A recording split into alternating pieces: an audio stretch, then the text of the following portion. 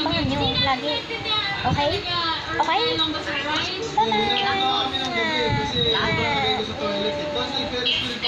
Hello guys, so ayan na nga pala, tapos na ako dyan maghugas ng plato. Kaya naman nanood na lang ako. Ang favorite ko nga palang panoodin ay si Bon Ordonia or Ordon. Hindi ko nga alam kung bakit ako nabubulol. Ito na nga, ayusin ko na. Bon Ordonia ba or Bon Ordona?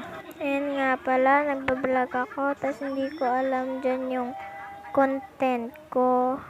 May papakilala nga rin pala ako sa inyo. Ayan nga pala yung pinakapangit sa paningin ko. Hindi naman ako sobrang samang tao So ayun na nga, pinapakita ko pa nga dyan yung nails ko Kung masama akong tao, hindi ko na yun sa inyo i-update. So ayun na nga, lumipat na nga ako sa kwarto.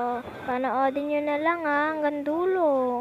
Ayan nga, kakasabi ko nga lang nakakalipat ko lang ng kwarto. Sa sobrang init nga ng panahon Panoodin nyo na lang Pero nakakahiyamang tong ipapakita ko sa inyo kasi sobrang kalat. So ayan na nga, dalawa-dalawa nga pala ginagamit namin na electric pan dyan. Tulad nga ng sinabi ko, ang init-init talaga ng panahon. Ako nga hindi pa makaya, yung mga aso pa kaya, diba? Kaya naman pinagbigyan na nila ako na dalawa-dalawa yung electric pan. Magpapa-Gcash giveaway nga pala ako dyan, kaya comment nyo na lang ang name nyo and number Gcash nyo. Diba? Nabubulol-bulol pa ako dyan Char! Abangan nyo na nga lang pala yung vlog ko mamaya. Hindi ko nga rin alam kung makakapag-upload ako Ang iba-vlog ko nga po pala mamaya ay manonood ako ng Daan Kani Counter. Tulad nga ng sinabi ko, hindi ko sure. I think dito ko na yung tatapusin yung video guys. Subscribe kaya.